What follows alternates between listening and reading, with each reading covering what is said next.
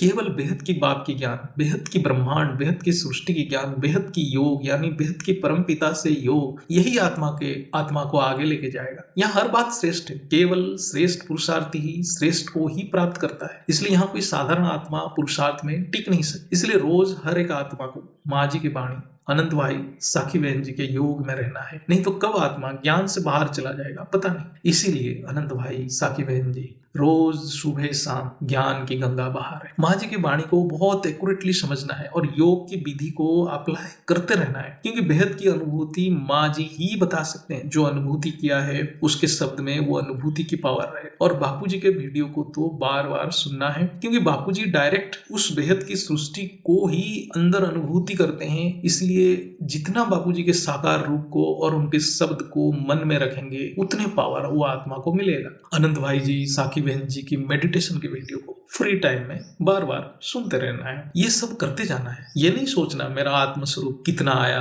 मेरा कर्म बंधन कितना कट रहा है, मुझे कुछ दिख रहा है कि नहीं दिख रहा है, ये सब भूल जाना है। केवल बुद्धि को बिजी रखना है। बुद्धि इधर उधर भागा तो फिर संकल्प उल्टा चलेगा। अभी एक ही पुरुषार्थ है, बुद्धि को ज्ञान योग सेवा में बिजी रखना है। इसलिए कर्मयोगी बनने के लिए बापूजी कहते हैं, गीता का सार है, उपनिषद का मूल उपदेश भी है, बिना लक्ष्य बिना कर्म मनुष्य की संकल्प नियंत्रण में नहीं रहता है और उसकी पतन हो जाता है। इसलिए